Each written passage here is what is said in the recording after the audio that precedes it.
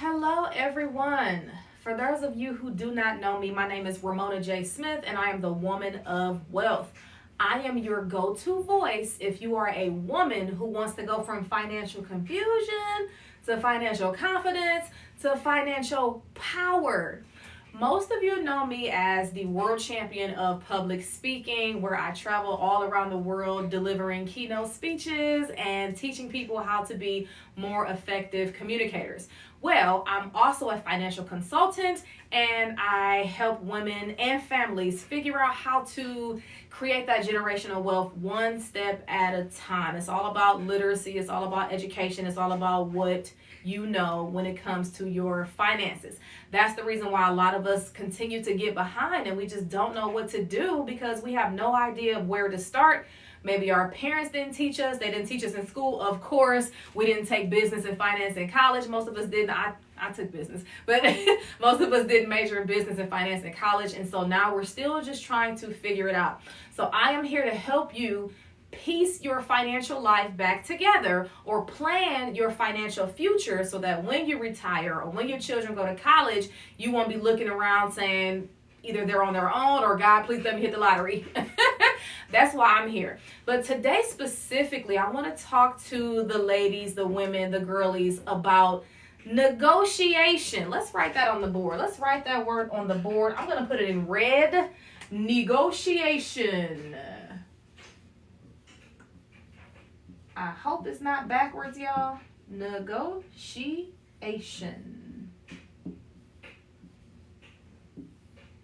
Now, when you think of the word negotiation, what do you think of? You think of a business deal, you think about entrepreneurship, you think about Shark Tank. What do you think about when you think about negotiating? Contracts, things like that? Absolutely. Today, I want to talk about one way to boost your finances, and that is by boosting your salary. So, salary, negotiation. Salary, negotiation.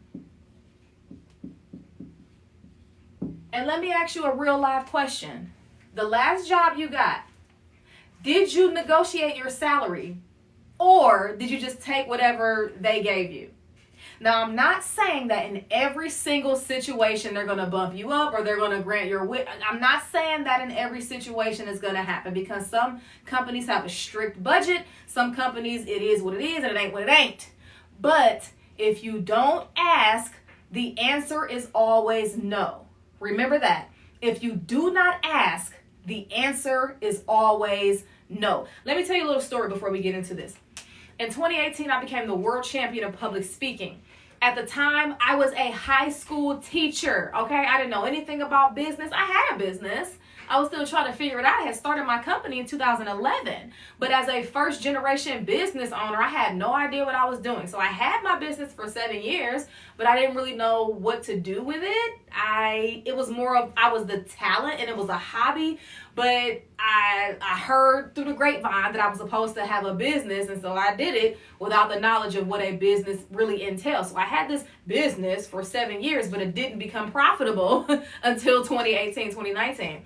So I was a teacher at the time. So do you think I knew anything about how to negotiate, about how to price myself as a speaker, as a world champion of public speaking? Do you think I did any market research or anything about that? No. Why? Because I didn't have the knowledge. I didn't know what I was doing. I went from teaching high school students. I was a career technical education teacher. I taught child development and human growth and development to, I believe it was 10th, 11th, and 12th graders. I didn't do anything with the freshmen. And while I was in the middle of my teaching contract, I started my teaching contract in July. In August, I became the world champion of public speaking. Boom, life changed, okay? And then the requests for me to speak all over the world, they came flooding in. I was saying yes to everything, okay, y'all? Hashtag Shonda Rhimes. 2018, 2019, those were my years of yes. But I did not have the negotiation skills that I have now. And so when I first became the world champion of public speaking and I'm going and traveling and these companies are calling me to come speak here and come speak there, what's your keynote fee? My initial keynote fee was $5,000, y'all. And a few years later, when I talked to one of my mentors in the speaking game, he was telling me, like, you're charging prices that I was charging in the 90s. And he was like, it has something to do with your self-worth. And he recommended the book Worthy by Nancy Levin. I was just on her podcast a couple of months ago.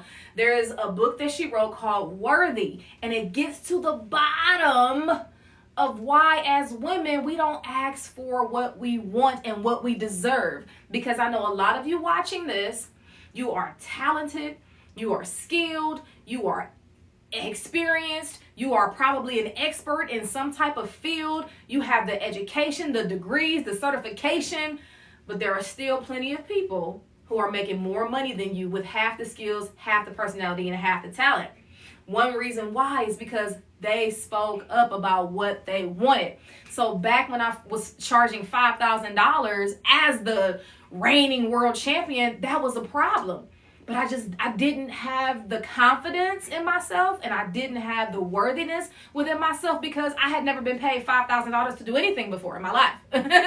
So to me, it was kind of a come up, and I was okay with it. But if I knew then what I know now, I would have been charging $20,000, $30,000 for a keynote. Okay, and that's the fee today. But let's not get into that. It's not about that. Today is about how can you learn how to speak up when it comes to negotiation, especially when it comes to salary negotiation. So when you look at these jobs, there's always going to be a range. The first thing you have to do is you have to know what is your range. I live in Los Angeles, so if I were to be looking for a career right now, and it depends on where you live. If you live in somewhere like LA or New York or somewhere where the cost of living is really high, the salary range needs to be higher. So I live in Los Angeles. I live in LA. Typically out here, you're going to need a job between, I'm going to say 90 and 120K.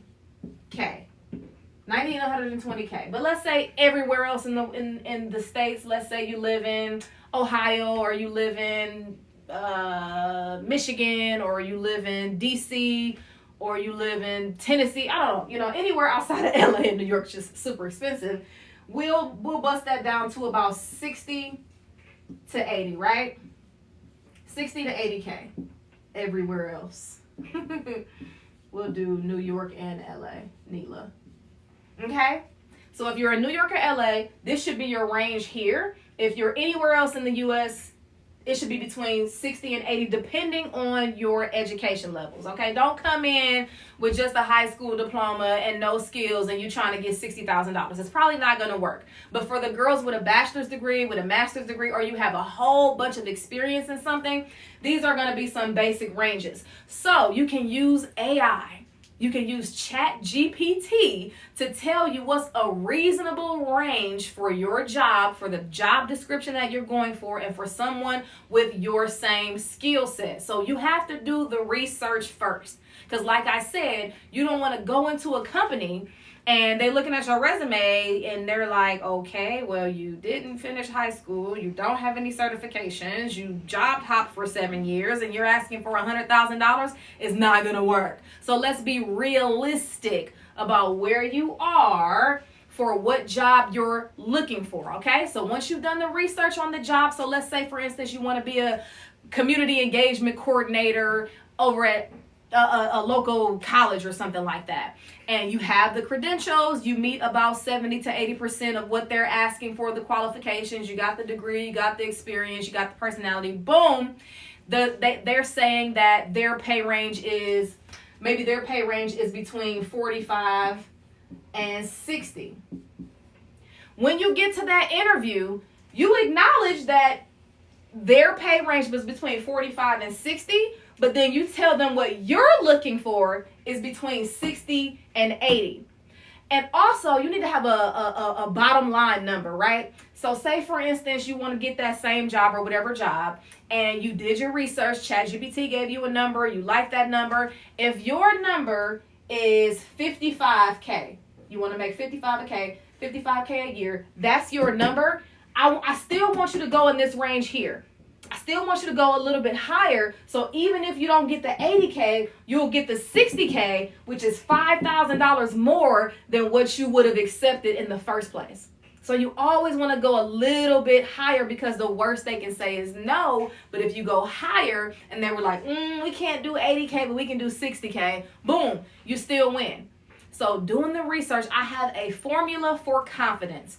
The formula for confidence is preparation plus knowledge.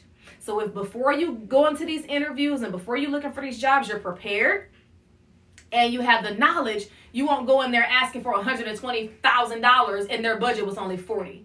So let's be realistic. Let's prepare. Let's utilize Google and Chat GPT and all those other AI platforms, Gemini, that help us figure things out in life. And let's go above and beyond. Let's kick it up a notch. But you have to believe that you are worth it. That's why my girl Cece, shout out to Camellia, she's a corporate baddie, and she always tells us to do what's called a brag doc or a brag sheet. So let me take away some of this stuff here about salaries. And if y'all have any questions, drop them in the chat and I'll DM you the answers, or I will answer once this live is over. I'll go back and answer those questions. But to recap, when it comes to salary negotiation, know what the job is actually worth. Know what a reasonable salary is, average salary. Know your number and try to go a little bit higher. Have your range a little bit higher than what they're offering. That way, even if they come down a little bit, it'll still be more than what your baseline is, what you would have accepted. All right, so Cece says that we need to do a brag doc. Ramona, what is a brag doc? A brag doc is a Google Doc or a Microsoft Word sheet or a Excel sheet or whatever that keeps track of all the amazing things that you've done throughout your career, no matter what the job, no matter what the position, but you're keeping track, you're keeping a log. So if you got Employee of the Month, put that on your brag doc. Put that on your brag sheet. If you got a promotion, put that on your brag doc. Put that on your brag sheet. If you've been with the company for 20 years and you increased sales by 15%, put that on your brag doc. Anything amazing that you've done at these jobs, any awards that you've got, any recognition, any bonuses, any accolades, anything amazing that you've got, write it down on that brag doc. Why? Because we often forget. We often forget, especially if you've been a person who's been exploring. Say you work with one company for 2 years, one company for 1 year, one company for 6 months, one company for 3 months, one company for 2 years. You're going to kind of forget about all those big moments that you had because you're constantly moving forward and life is lifing and things like that. But with a brag doc or a brag sheet, you can carry that to the interview or you can carry that with you on your laptop so that when you're asked these questions, you don't say, one time I think I did a good job and I got celebrated, but I can't remember why. No. One moment, let me pull up this document that I have really quick. Yes, in 2016, I got Employee of the Month with this company. In 2017, I raised the most money for our annual fundraiser. In 2018, I got promoted from executive assistant to executive director. Whatever those things are, you need to keep track of them on a brag doc or a brag sheet, because when it comes to selling yourself and when they ask you, well, we're going to give $55,000. Why should we give you $65,000? Your brag doc is going to be the receipts and the evidence of why they should pay you more or why you're bringing more value to the company. It's all about the value that you bring to the company. But if you can't express that and you can't communicate that, it's not going to help you plead your case. Well, not plead your case because you're not begging, but it's not going to help you prove your case that you are a worthy candidate to be paid X amount of dollars more than what they were willing to offer in the beginning. So when it comes to salary negotiations, you want to know the range, know your baseline, go in above that, and have the evidence and the proof to back up why you should have this certain salary or why they should pay you this certain amount of money. Also, when it comes to negotiation, you need to practice. You need to practice. I'm going to put that in all caps. All caps. You need to practice because you don't want to get in there and fumble. You don't want to get in there and say, well, dang, I should have said this or I should have said that. You ever had that? Has that ever happened to you before? When you go into a job interview and you were thinking about all the things that you wanted to say, but when you get in the job interview, you're like, oh man, I forgot to say X, Y, Z. You need to practice. Practice making eye contact. Practice your body language, because certain things we do as women, it makes us come off as a little more less assertive. So if kind of your body language is like this, that doesn't say confident. But if your body language is like this, or you're matching the body language of the person interviewing you, you're shaking your head, you're smiling, you're making eye contact, not weird eye contact, but you're making eye contact. Your voice is not shivering and shaking, and you have practiced this with family, or you practiced it with me, or you've practiced it in the mirror, you're going to come off as more confident, more clear, and more concise, because when we don't practice, we tend to ramble. And people who ramble, that takes away from your authority. It takes away from your credibility, because it doesn't come off as polished. So when you're thinking about negotiating these salaries and speaking up about your money, you need to practice so that it comes off smooth and clear and confident. If you want to practice with me, you can always practice with me. Just, you know what to do. DM me wealth or comment wealth down below, and we can schedule some one-on-one time to do a mock interview, because I do specialize in communication as well as finances. But yes, you want to practice, practice, practice. And it might seem weird and it might seem strange, but all the people who are great at communication are great at it because they practice it. You don't want to go in there speaking, well, because the majority of the interview is going to be off the cuff. It's going to be impromptu. It's going to be what we call extemporaneous speaking. But in those questions that you're prepared for, especially when it comes to what salary range were you looking for this position, you'll immediately be able to go back to what you practice and say something to the effect of, my salary range is $60,000 to $80,000. I see that you guys were only willing to pay $55,000, but here's why I'm in this range. Because I graduated magna cum laude with my bachelor's degree. I won the contest for the most sales, blah, blah, blah, blah, blah, blah, blah, blah. But you will have all that stuff prepared and memorized when you go in to ask for more money. And it's nothing wrong with asking for more money. The worst they can do is say no. But as I previously mentioned, if you never ask, the answer is always going to be no. You know what? Maybe I should write that down. If you never ask, the answer will always be no. So we have to start building up the courage to ask. Let me write this down. If you never ask, the answer is always into the O. No. Answer is, I'm going to put always in all caps.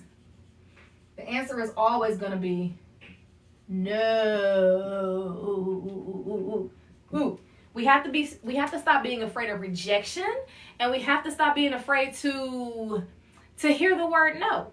Because maybe sometimes no doesn't mean no forever. It just means not right now. And then when you get on that job and you prove to them that, okay, she is who she says she is, then they'll be like, okay, let's sit down and have that conversation again. Or you can initiate that conversation and say, hey, I've been here for 6 months. I've been kicking butt here. I've been doing this. I've been doing that on your brag doc. Then you can sit down and say, let's renegotiate, and this is what I'm looking for now. It's all about worthiness. It is all about worthiness and who you think you are, or who you think you are not. So that's a question. Who do you think you are? Who do you think you are? Do you think you are a woman who is worthy of a higher salary? Do you think your skills, your gifts, and your talents are worthy of more money? Like, really sit down and ask yourself, who do you think you are? Don't get mad when other people are making more money than you. Don't get mad when people are getting raises and promotions and corner offices and you're still where you are. It's either because you're not speaking up, or because you feel like there's something inside of you this is just where I belong. And that's not true, because you wouldn't be watching this video if you wouldn't have got this far if you didn't feel a twinge of something better, of something greater. So you have to go within and say, if I want to make more money, but I'm not willing to ask for more money, why is that?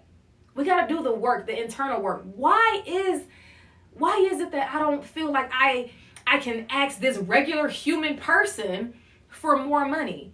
Money is not bad. Money is not a problem. And we've been taught that money is the root of all evil. No, it's evil people with money that are the root of all evil. So I really want you to ask yourself where you want to go financially, realistically. Where you want to go financially, and what's stopping you from getting there? What are those limiting beliefs? What are those barriers on the inside of you? What have you been taught about money that's telling you that you can't make six figures, or you'll never make six figures, or that's just not my lot in life. I'll never be able to make that much money. What is it that's making you feel that way? Because there are a lot of regular, average people who don't even have half of your talent, but they have the cojones, the chutzpah to go out and ask for it. You already know what they say. A closed mouth does not get fed. If you want more, you got to ask for more. You got to speak up for yourself. But you also have to have the proof and the evidence to back it up. Because I'm real. I'm real and I'm authentic and I'm a Capricorn. So you know I'm about my money. But I'm not going to sit on this live and tell you lies. Ain't no lies on this live, baby. I like that. Ain't no lies on this live. It's very rare for a person without a bachelor's or a master's degree with no experience to jump right in and make $100,000. Unless you're in sales, or unless you're in tech, or unless there's just something that you can do that nobody else can, you're probably going to have to work your way up. But with a bachelor's degree, you can start off at 60, 70 for sure. With a master's degree, you can start at 75, 80 for sure. You have the education and you got to get the experience and a couple maybe letters of recommendation, right? That's why we have that brag dot. But there's no reason why you can't and other people can. The only thing that is going to stop you from going to the next level financially is you.